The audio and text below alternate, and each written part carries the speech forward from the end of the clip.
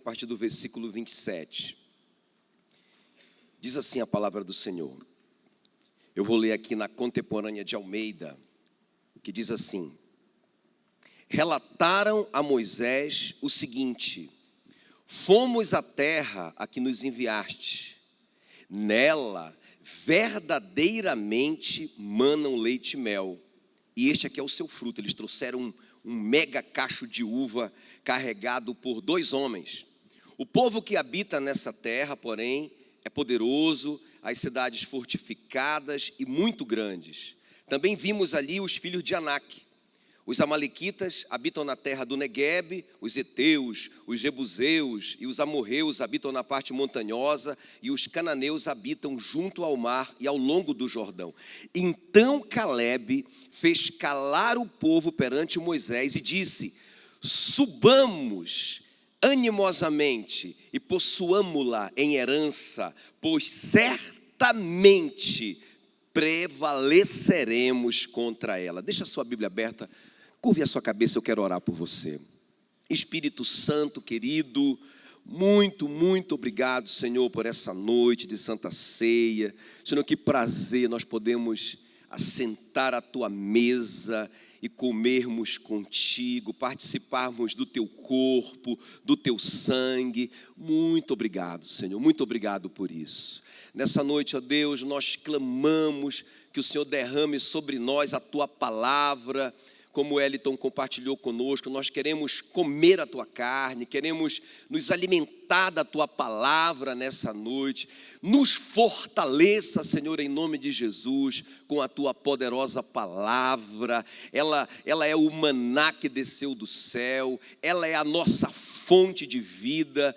Nós clamamos revelação do céu nessa noite, em nome de Jesus. Amém e amém. Aleluia. Deixa a sua Bíblia aberta aqui, eu quero ver algumas coisas com vocês. Irmãos, a gente vai conversando com pessoas, não é? E eu tenho observado uma coisa. Muita gente, se não todo mundo, tem uma promessa pessoal de Deus para a sua vida, não é? Quer ver? Vamos fazer uma pesquisa aqui. Eu não estou falando de, quem acredita numa promessa, a Bíblia tem 8.000 promessas. Não. Eu estou falando assim, não, você tem uma promessa pessoal para a sua vida, tipo, um dia eu sonhei mesmo um sonho, dormindo, não é? Que ia acontecer isso comigo no futuro. Ou alguém estava orando por mim, colocou a mão na minha cabeça e profetizou algo para mim que eu sei que é a verdade de Deus sobre a minha vida. Ou alguém do nada falou alguma coisa com você que realmente ecoou dentro de você, que era uma promessa de Deus. Deixa eu perguntar aqui, vamos fazer uma pesquisa. Quantos de vocês acreditam que tem uma promessa pessoal desse tipo na sua vida? Olha aí, todo mundo, é incrível, todo mundo, não é? Incrível. Agora, irmãos, é isso mesmo, a gente vê que o José, por exemplo, Deus falou com ele era um garoto, e Deus mostrava para ele que ele seria um líder mundial. Isso era uma promessa para ele, ok? Deus falou com o Jeremias, ainda criança: Jeremias, você desde o ventre materno foi chamado para ser profeta às nações. Entende? Então, todos nós temos promessas, irmãos. Agora a questão é a seguinte, essa é a questão. Quantos têm tomado posse dessas promessas no decorrer da sua vida? Não é? Então eu vejo também muitas, assim como eu vejo que todo mundo tem promessas, eu vejo que alguns têm tomado posse dessas promessas, mas eu tenho visto que muita gente tem passado pela vida e não tem tomado posse dessas promessas. Onde é que está a falha? Não é? Então é sobre isso que eu quero falar hoje à noite, porque, irmãos, eu quero falar nosso tema: quem tomará posse da promessa? Ok? Quem tomará, vamos repetir bem forte isso comigo: quem tomará posse da promessa? Ok? Então eu quero mostrar para vocês Josué e Calebe, não é? Foram 12 os espias enviados para observarem a terra, ok? Para fazer uma excursão na terra. Eu vou te mostrar isso aqui daqui a pouquinho. Mas 2 realmente tomaram posse, Josué e Calebe. Lá na frente, quem vai entrar e vai tomar posse dessa terra é Josué e Calebe. Os 10 não tomaram, ok? Uma grande multidão nunca tomou posse dessa promessa. Agora vamos ver aqui. Olha a cabeça, irmãos, a maneira de pensar da maioria. Josué 13, 21 fala que eles disseram assim, olha, quando eles voltaram lá com Moisés: não poderemos subir contra aquele povo, porque é mais forte do que nós. O que é que eles estão dizendo? Não poderemos, ou seja, nós não temos poder para fazer isso. Nós não vamos conseguir, jamais nós vamos tomar posse dessa promessa. Eles estão declarando isso. O povo que está lá é mais forte. Tem muita dificuldade para a gente tomar posse dessa herança. Olha o que a Bíblia diz no versículo 32. Diante dos filhos de Israel, eles infamaram a terra. Infamar significa falar mal. Eles falaram mal da terra, ou seja, eles falaram mal da promessa de Deus. Quem está me entendendo? Deus deu uma promessa para eles e eles estão infamando a promessa, estão falando mal da promessa. Eles disseram: a terra pelo meio da qual passamos a espiar é terra que devora os seus moradores. Olha o que eles estão falando. Eles estão dizendo, nós não poderemos. Eles estão dizendo, o povo de lá é mais forte do que nós. Eles falaram mal da promessa de Deus e eles disseram que a terra come quem tenta tomar posse dela. É impossível, não vai dar. Agora, eles disseram ainda, versículo 33, também vimos ali gigantes e éramos aos nossos próprios olhos como gafanhotos, e assim também o éramos aos seus olhos. Irmãos, o que é que eles estão dizendo aqui? Eles estão dizendo o seguinte: é verdade, nós temos uma promessa diante de nós. Cadê você que levantou a mão que disse que tinha uma promessa? Deixa eu ver aqui. Beleza. Eles estão dizendo, nós acreditamos que tem uma promessa de Deus na nossa vida, mas as dificuldades para nós tomarmos posse dessa promessa é maior, é gigantesca, elas são gigantescas, são maiores do que o Deus que nos fez a promessa. Quem está me entendendo? Então essa foi uma grande falha dessa turma, a maioria, 10. Agora vamos lá, olha o que o Josué e o Caleb dizem. Josué 14, 24. Primeiro que Deus fala para ele, fala dele assim, né? Porém o meu servo Caleb, visto que nele houve outro espírito. Diga assim, eu preciso de um outro espírito, não é? Irmão, a gente jamais vai tomar posse do que Deus nos deu falando isso. Não, está muito difícil. Não, tem muito gigante lá. Não, o povo é mais forte do que nós, não vai dar certo. Não, tem que ter outro espírito. Irmãos, é muito tremendo o que o Josué e o Caleb vão dizer e vão viver ali. Olha só, enquanto aqueles 10 dizem assim, nós não poderemos, olha o que o Caleb e o Josué disseram: subamos e possuamos a terra, porque certamente prevaleceremos contra ela. Quem está me entendendo? Então, irmãos, primeira coisa aqui, enquanto aquela geração que não tomou posse da promessa está dizendo, nós não vamos poder, não tem como, é impossível. O que é que o Josué e Caleb está dizendo? Eles estão dizendo assim, certamente, diga comigo bem forte, você que vai tomar posse, só você que vai tomar posse da promessa. Quem não vai tomar posse nem precisa falar nada, mas se você crê que você vai tomar posse, diga assim comigo, certamente. Gostei de ver, diga bem mais forte agora. Certamente eu prevalecerei, aleluia. Entende? Então, diferente a maneira de pensar, diferente a maneira de passar. Meu irmão, o que é que o Caleb está pensando, o Josué e o Caleb estão pensando? No versículo 2 desse versículo do capítulo 13 que nós lemos, olha só, Deus fala assim para o Moisés, Moisés, convoca 12 homens, cada um príncipe de uma das tribos, não é? O Caleb era príncipe de Judá e o Josué, ou Oséias, era o príncipe de Efraim, não é? Então, chama 12. E é o seguinte, e eles vão espiar a terra que eu dei. Quem está me entendendo? Irmão, então o que o Josué e o Caleb estão pensando? Nós vamos espiar uma coisa que Deus já deu, já é nosso. Olha o pensamento deles. Os outros estão pensando assim, nós vamos lá para ver se a gente consegue. Nós vamos lá para ver se é possível. Não, Deus não falou isso. Deus disse, olha, envia-os para espiar o que eu já dei para eles. Entende o que eu estou falando? Inclusive essa palavra espiar no hebraico é tur. T-U-W-R. Tur, que é a palavra que originou a nossa palavra, turismo. O que Deus está falando para eles, inclusive a melhor tradução não era homens para espiar, a melhor tradução era homens para explorar, homens para descobrir, o que eu já dei. Então, na verdade, na cabeça do Josué e do Caleb meu irmão, nós vamos lá só para ver o que Deus prometeu, nós vamos ver muita água para o nosso gado. Ele nos mandou e não foi uma coincidência, justamente aqui no mês da primícia das uvas, quando as uvas estão sendo colhidas, 2 homens carregaram um cacho de uva. Imagina o tamanho daquela romã que eles trouxeram. Eles trouxeram uvas e romã. Eu fico imaginando, Alberto, aquela romã do tamanho de uma melancia. Então, o que na verdade Deus estava dizendo para eles era: vão lá olhar o que eu dei para vocês. Quem está me entendendo? Vão lá descobrir o que vocês vão receber. Mas a maioria foi com essa cabeça: vamos lá ver se a gente dá conta. Irmão, Deus não está mandando você ir ver se você dá conta. Deus está mandando você ir tomar posse do que Ele já te deu. Tem alguém me entendendo aqui ou não? Entende? Então foi por isso, irmãos, que Deus disse do Josué e do Caleb: neles tem outro espírito. Não, é totalmente diferente daquele espírito que tem nos 10. Neles 2 tem outro espírito. Ok, queridos? Enquanto aquela primeira geração lá, aqueles 10, disseram assim: olha, terra que devora os seus moradores. Olha como Josué e Caleb pensam: como pão, podemos devorá-los. Então os 10 pensam assim: rapaz, eles vão comer a gente. Eles são tão grandes, vão comer a gente. Josué e Caleb dizem assim mesmo: Deus é conosco, nós vamos comer esses caras.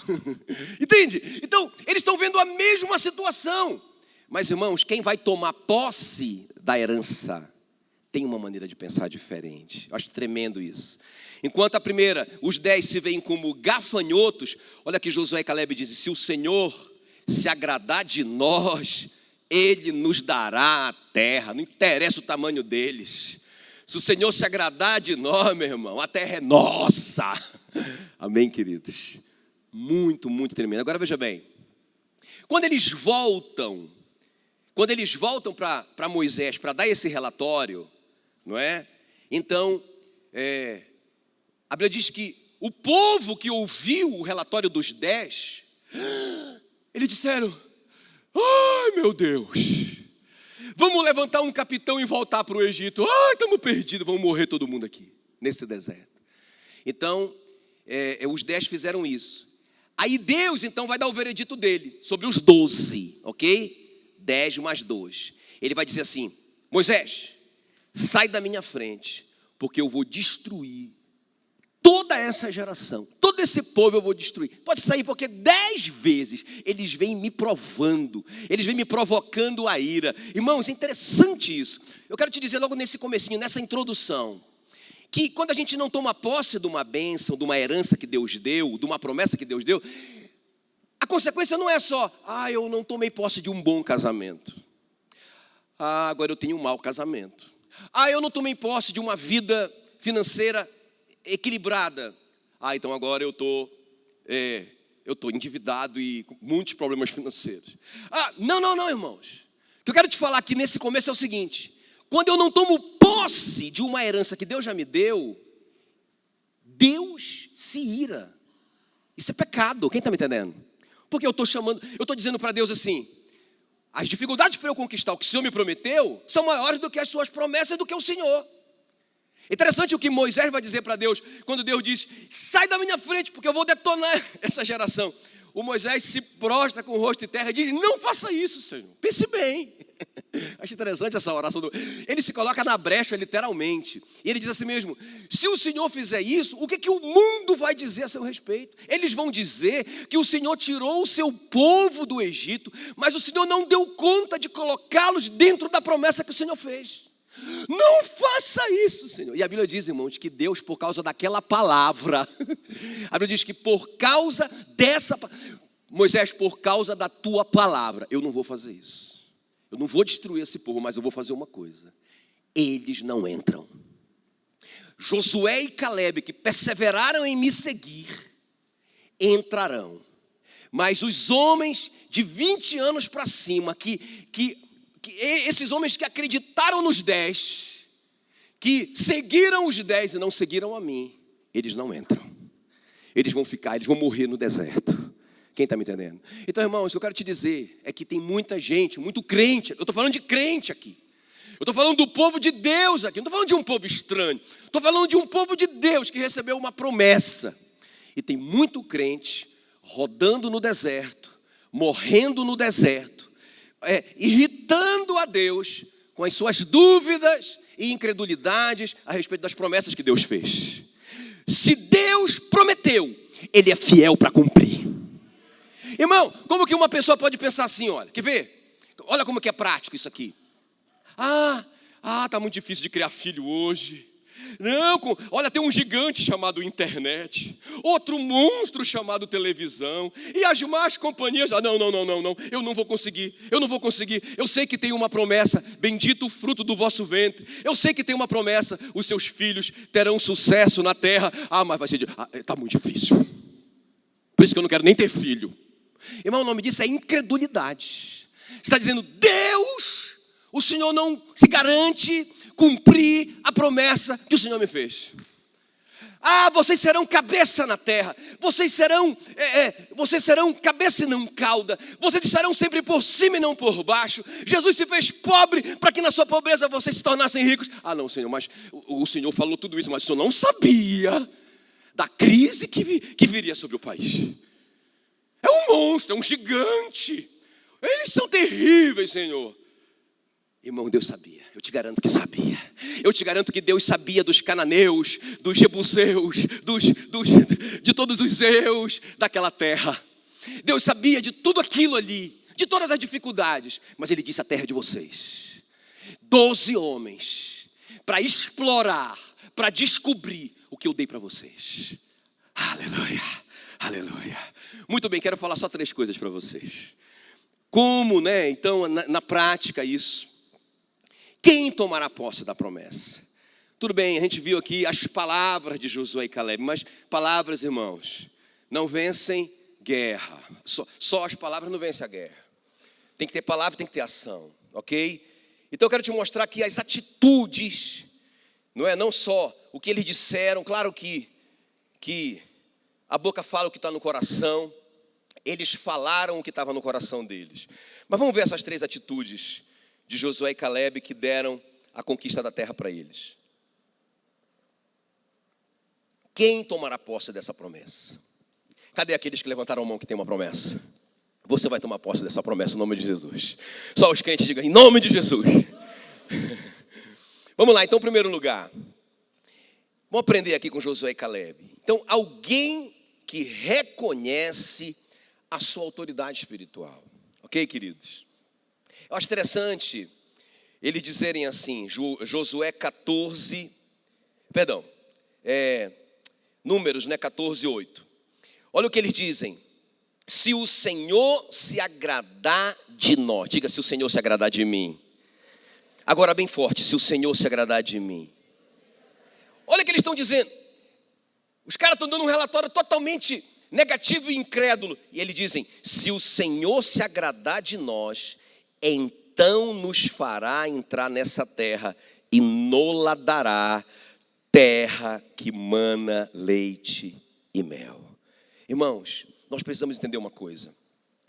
Realmente, todos esses gigantes, todas essas ameaças são muito grandes. Eu não estou falando aqui para você não desconsiderar isso. Eu não estou falando assim para a gente negar a crise, para a gente negar a doença. Não, eu não tenho esse câncer. Não, eu não estou falando isso. Eles são gigantes, eles são apavorantes. Mas, irmão, deixa eu te falar uma coisa. O que o Josué e o Caleb entenderam? Meu irmão, eles podem ser do tamanho que eles forem. Se o Senhor se agradar de nós, fim de conversa. Fim de conversa. Ok? Agora veja bem, eu falei sobre a gente saber a nossa autoridade. A gente saber a nossa autoridade espiritual. Então o que o Josué e o Caleb estão pensando? Meu irmão, se o Senhor se agradar de nós, então nós temos autoridade contra o inimigo. Olha o que a Bíblia diz, resistir ao diabo. Não, primeiro fala assim, sujeitai-vos a Deus, resisti ao diabo e ele fugirá de vós. Então veja bem, quanto mais eu me sujeito a Deus, aos mandamentos de Deus, aos princípios da palavra de Deus, irmãos, naturalmente eu estou resistindo ao diabo. Quem está me entendendo? Então eu não preciso ficar resistindo assim, sai daqui, diabo. Eu não preciso disso, porque se eu obedeço a palavra, irmãos, eu tô resistindo ao diabo. Sujeitai-vos a Deus, resistir ao diabo, e não vai ter outra coisa para ele fazer senão fugir de você. Então o que te dá essa autoridade para você conquistar a promessa que Deus te deu? O que te dá a autoridade? É a obediência. Quanto mais obediência, mais autoridade. É por isso que a Bíblia diz assim, foge o perverso sem que ninguém o persiga, mas o justo é intrépido como leão. Entende? Então a pessoa ela não tem coragem de tomar posse da promessa, porque no fundo, lá dentro ela sabe. O apóstolo Paulo fala sobre pessoas que naufragaram na fé, porque não guardaram uma boa consciência. Alguns desprezaram a boa consciência e vieram a naufragar na fé. Irmãos, e sem fé não tem como a gente tomar posse dessas promessas. Os gigantes serão grandes mesmo. Entende o que eu estou falando? Nós seremos gafanhotos mesmo. Então essa é a questão. Essa é a questão. Josué e Caleb entendem o seguinte: se o Senhor se agradar de nós, como que eu agrado a Deus? Irmãos, só tem uma maneira da gente agradar a Deus. Em primeiro lugar, é a gente se santificar, não é? Claro, eu não posso achar que é pelo que eu faço que eu sou. Vocês já sabem disso. Então o que eu faço que me justifica? Não. Jesus se fez pecado para que eu fosse feito justiça de Deus. Agora, irmãos, isso não abre um precedente para eu viver uma vida de pecado, pelo amor de Deus. O apóstolo Paulo fala isso também. Vocês estão dizendo que eu estou ensinando que a gente pode pecar à vontade, porque onde abundou o pecado, superabundou a graça. Eu não disse isso, disse o apóstolo Paulo. Irmão, ele disse que quando a pessoa é realmente justificada pelo sangue de Jesus, ela sabe porque sabe que ela está perdoada, ela vai amar tanto o Senhor que ela vai obedecer. Quem está me entendendo? E quando a gente obedece, o diabo foge. É isso que te dá autoridade, aleluia. Quem que vai tomar posse dessa herança? Quem levar a sério o que Deus está falando. Ok, queridos? Então a primeira coisa aqui que o Josué e o Caleb nos ensinam: se o Senhor se agradar de nós, olha só, então nos fará entrar nessa terra e nos dará. Deixa eu profetizar sobre a sua vida. Essa promessa que Deus te deu, que Deus colocou na sua vida, que Deus te falou lá atrás, irmão, já está dada, ela é sua. Só você pode impedir dela chegar na sua mão. Ok? A Bíblia diz que, olha, o meu socorro vem somente do Senhor. Somente do Senhor. Então, nada nem ninguém, não tem gigante, não tem impedimento nenhum. Nada, absolutamente nada pode te impedir de tomar posse disso. Só você. Só você. Se o Senhor se agradar de você, é seu. Já é seu, na verdade. Mas a autoridade está nisso. Entende que você precisa de autoridade para tomar posse dessa herança, dessa promessa? Aleluia. Aleluia. Muito bem, então a primeira coisa é isso. Quem é que vai tomar posse da promessa? Alguém que reconhece a sua autoridade. Se o Senhor se agradar de mim, já era para o diabo. Aleluia. É interessante, quer ver? Eu quero que vocês leiam comigo aqui 1 Coríntios 10, 5. Quer ver? Me acompanha aí. No Novo Testamento, o apóstolo Paulo vai falar dessa história. Quer ver? Presta atenção. Ele vai falar dessa história que eu estou contando para vocês. E ele vai explicar a razão porque esse povo não tomou posse da promessa. Olha lá, eu estou falando de Novo Testamento, não é? Entretanto, Deus não se agradou da maioria. Peraí. O que foi que Josué e Caleb falaram? O que foi que eles disseram? Se o Senhor se agradar de nós, acabou. A gente vai entrar, com gigante ou sem gigante. Não é? Agora, olha o que o apóstolo está dizendo. Deus não se agradou da maioria deles. Da maioria que não entrou. Razão porque ficaram prostrados no deserto. Vamos continuar. Ora, estas coisas se tornaram exemplos para nós, irmãos. Porque tem gente aqui não, mas tem gente que, está falando do Antigo Testamento. Não, isso aqui não vale para mim. Irmãos, o Antigo Testamento serve para a gente como exemplo, ok? Ora, estas coisas se tornaram exemplos para nós, a fim de que não cobicemos as coisas más, como eles cobiçaram. Quais foram as coisas más? Foram 5. É isso que eu estou te falando. Quando a gente começa a cobiçar essas coisas, a gente desagrada a Deus. Aí o diabo fica grande e a gente fica pequeno. Aí a gente vai ver o diabo como gigante, a gente vai ver as dificuldades como impossíveis, e a gente vai se sentir impotente como um gafanhoto. Quem está me entendendo? Agora vamos ver essas 5 coisas. Olha lá. Não vos façais, pois, idólatras. Peraí. Idólatras? Não, pastor, é muito tempo que eu deixei isso. Irmão, o apóstolo Paulo diz que a avareza é idolatria. Eu estou agradando a Deus? A avareza é idolatria. Não vamos nem entrar no mérito da questão, você já sabe. Que mais? Segundo pecado que eles praticaram e ficaram no deserto. Não pratiquemos imoralidade. Nem precisa explicar muita coisa. Terceiro pecado. Não ponhamos o Senhor à prova. O que é pôr à prova? Nós estamos debaixo da graça. Eu pecar aqui, depois Deus me perdoa mesmo. As misericórdias do Senhor não têm fim. Se renova a cada manhã. Já estou limpinho de novo. Aí amanhã eu vou pecar de novo. Irmãos, isso é pôr Deus à prova. Deus falou para Moisés, chega. 10 vezes esses caras estão brincando comigo. Eles não estão levando a coisa a sério. Irmão, 10 não é o número de pecado máximo, tá? Ih, pastor, se eu falo 10 aí, acho que eu cheguei no 11. 10 não é o máximo. 10 é um número de perfeição. É a soma de 2 números de completo, que é o 7 e o 3. Não é? É um número que a gente vai brincando com Deus, vai brincando, a gente sabe que não pode fazer, a gente sabe que está errado, mas a gente prova a Deus dizendo, estamos debaixo da graça. Olha, a Bíblia diz que o teu pecado há de te achar. Que mais? Quarto pecado, quinto, né? Quinto, não murmureis como alguns deles murmuraram e foram destruídos pelo murmurador. Novo Testamento. Tá bom? Então a primeira coisa aqui, gente, nós precisamos entender e reconhecer a nossa autoridade, e a nossa autoridade é proporcional à nossa obediência, ok? Segundo lugar, quem é que vai tomar posse dessa herança? Alguém que vê dificuldade como oportunidade. É muito lindo isso. Você tem alguma coisa na sua vida que te impede de tomar posse dessa promessa? Isso é uma dificuldade.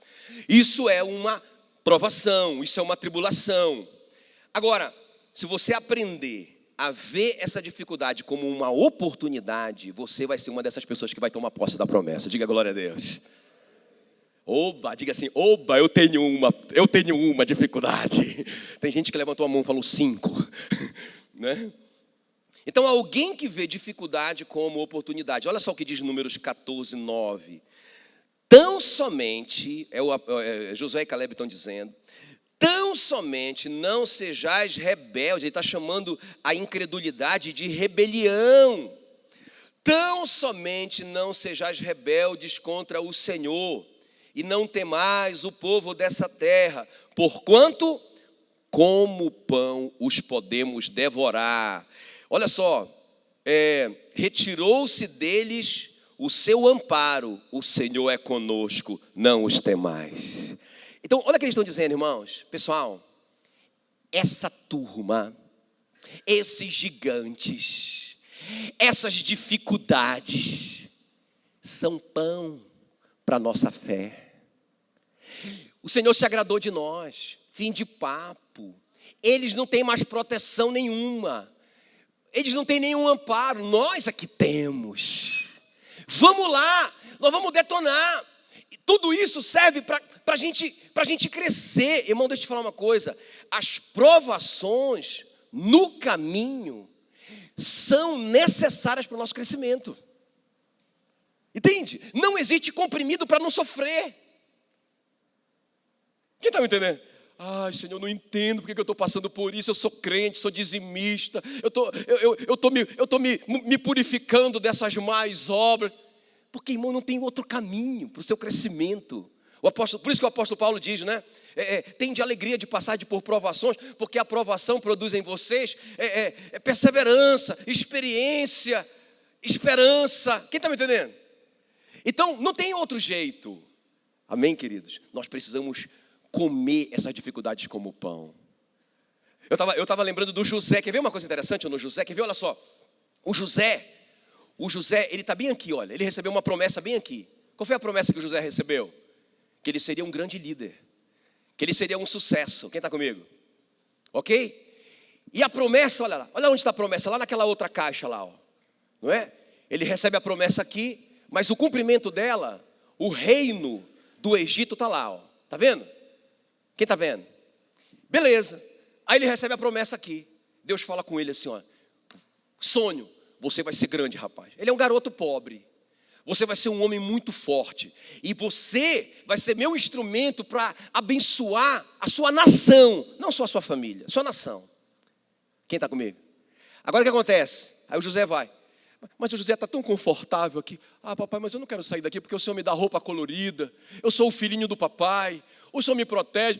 Eu quero ficar aqui. Aí o Jacó fala assim, sai daqui, rapaz. O Jacó diz assim, vai lá ver como estão os teus irmãos e traz notícia deles. O Jacó sabia que os irmãos do José não gostavam dele. E o José sabia que os irmãos dele tinham raiva dele. Mas mesmo assim ele foi apavorado, mas ele foi. Irmão, a gente tem que sair daqui. Para a gente conquistar o que Deus tem para nós lá, a gente tem que sair dessa zona de conforto. Aí ele vai apavorado, mas ele chega, a Bíblia diz que ele chegou em determinado lugar, e a Bíblia diz que ele estava perdido no deserto. Tem muita gente perdida no deserto, não consegue chegar lá onde Deus quer. Ele estava andando em círculo, aí chegou um homem, a Bíblia diz que um homem o encontrou. Não fala que o José encontrou esse homem, fala que um homem o encontrou. Eu suspeito que esse homem era um anjo. Ele não tem identidade. Podia ser até Jesus pré-encarnado ali. Ok? Aí esse homem fala para ele, o que você está fazendo aí, rapaz, perdido? Ele diz, eu estou procurando meus irmãos. Você sabe onde eles estão? Sei. Eles foram para lá e enviou o José para Dotã. Agora escuta o que eu vou te falar. Então o José agora tem uma direção. O pai mandou ele para fora, ou seja, o pai empurrou ele para sair da zona de conforto. Ele fica em círculo. Agora, eu creio que Deus colocou de novo ele na direção da promessa, do cumprimento da promessa. E quando José começa a ir, primeira coisa que acontece, o que é? O que acontece? Eu estou falando que a gente tem que ver dificuldade como pão. O que acontece? A primeira coisa, Deus envia ele por um caminho que bem aqui, irmãos, os irmãos dele prendem ele numa cova. Quem mandou ele para aquele lugar? Foi Deus. Dificuldade. Aí ele está ali na cova. Irmãos, ele sai da cova, ele está no caminho, olha, o caminho do sucesso lá. Aí ele é vendido pelos irmãos para uma caravana de compradores de escravos. Pensa o que esse cara sofreu. Deus que enviou ele por aquele caminho. Aí ele sai dali e é vendido para o Potifar como escravo. Aí na casa do Potifar ele começou a gostar, começou a ficar bom. Não, irmão, esse que é o perigo. A gente começar a gostar de um lugar que não é o lugar que Deus tem para nós. Quem está me entendendo? Aí ele começou a gostar. Ah, tá ficando bom aqui. Aí, irmão, Deus tira ele de lá. A mulher do patrão dele dá em cima dele. Olha só. E ele é acusado por um crime que ele não praticou. E ele vai parar na prisão. Quem mandou o José para a prisão? Quem mandou o José por aquele caminho? Até a promessa. Foi Deus. Mas o que eu quero te falar é que ele foi comendo cada uma dessas etapas. E ele foi crescendo. A fé é uma musculatura que precisa ser exercitada. Ele foi crescendo. Quando ele chegou na prisão, que ele pensava que era... Eu acho que ele já estava cansado. Que ele pediu misericórdia para o colega de cela dele. Por favor, quando você sair daqui, ele revelou o sonho para o cara, ajudou o cara, abençoou o cara, e o cara esqueceu ele lá. Por favor, quando você sair daqui, lembra de mim. Irmãos, eu digo graças a Deus que aquele copeiro esqueceu ele. Porque se aquele copeiro sai de lá e fala para o rei: conheci um cara na prisão que revela sonho, o cara é faixa preta. O rei ia dizer: leva ele para a cozinha para te ajudar. Ele terminaria aqui como cozinheiro. 2 anos depois o copeiro lembrou dele.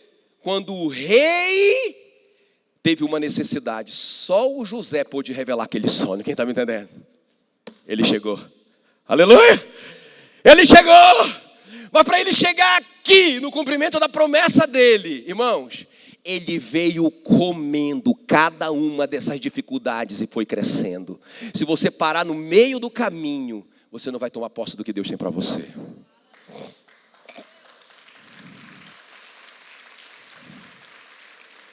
E o último lugar para a gente orar. Eu quero orar por você. Então, primeira coisa, irmãos, nós precisamos entender a nossa autoridade espiritual. Quanto mais obediência, mais autoridade. Segundo lugar, a gente tem que entender que essas dificuldades até a promessa fazem parte, não é verdade? Fazem parte. Nós precisamos comê-las para nos fortalecermos. E terceiro e último lugar, irmão, quem é que vai tomar posse dessa herança? Quem é que vai tomar posse dessa promessa? Cadê as pessoas que querem tomar posse da promessa? Terceiro lugar, alguém que nunca, diga nunca, desiste. Ok? Olha só o que diz aí o versículo 23 do capítulo 14. Deus fala assim: nenhum deles verá a terra que com juramento prometi. Eu prometi, mas eles não vão entrar. Interessante isso, não é verdade? Eu fiz a promessa, mas eles não vão tomar posse. Ok? Agora olha só. Sim, nenhum daqueles que me desprezaram, Deus chama a incredulidade de desprezo. Nenhum daqueles que me desprezaram haverá. Porém, o meu servo Caleb, visto que nele houve outro espírito, e perseverou, diga perseverou. Perseverou em seguir-me, eu o farei entrar à terra que espiou, e a sua descendência a possuirá. Aleluia. Interessante. Por que o Caleb entrou? Porque ele perseverou. Perseverou. Eu acho interessante isso. Olha só, esses dias, acho que foi o Wellington que mandou um bannerzinho do leão, né? Achei interessante, porque fala que o leão, por que o leão é o rei, né? Era a pergunta do banner. Por que o leão é o rei? Ele não é o mais forte, não é? Porque o elefante é mais forte do que ele. Ele não é o maior. Tem muitos animais maiores do que ele. Ele não é o mais rápido. O guepardo é mais rápido do que ele. E outros são mais rápidos do que ele. Ele não tem a melhor visão. E por que ele é o rei? Ele não é melhor em nada, o cara. Mas por que ele é o rei? Aí tem uma informação interessante lá que 85% das tentativas dele de caçar, ele falha. Então durante a vida inteira dele, o leão vai falhar 85%. Camarada! E como é que esse camarada é o rei? 85% de fracasso. E por que ele é o rei? Bom, a Bíblia diz que ele é o rei, não é? Provérbios 30 fala que o leão, o mais forte entre os animais, que por nada torna atrás. Por que o leão é o rei? Porque ele não desiste. Ele não desiste. Por nada. Ele não desiste. Essa é a característica. E o que isso tem a ver com a gente? A Bíblia diz que aqueles que receberam a abundância da graça e o dom da justiça, Romanos 5,17, reinarão em vida, por meio de Jesus Cristo. Como que eu vou reinar em vida? Como que eu vou tomar posse dessa promessa? Se eu como leão, como rei leão, jamais desistir. Quem está me entendendo? Entende, irmão?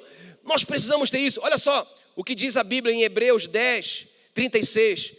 Com efeito, tendes necessidade de perseverança. É o veredito da Bíblia. Ela diz que nós precisamos de perseverança para que, havendo feito a vontade de Deus, alcancemos a promessa. Se nós retrocedermos, nele não se compraz a minha alma, diz o Senhor.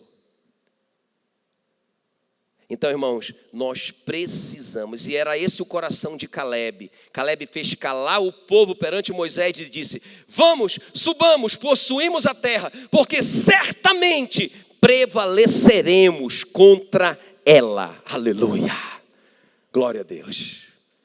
Então são essas pessoas, irmãos, que vão tomar posse do que Deus prometeu.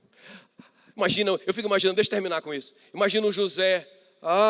Os meus irmãos que poderiam me dar apoio para eu realizar meu sonho, me prenderam aqui, me venderam. Eu vou ficar aqui, eu estou arrasado, estou magoado. Tem muito crente assim. Estou magoado, não quero mais saber dessa promessa. Aí ele sai de lá, ele se recupera, não é?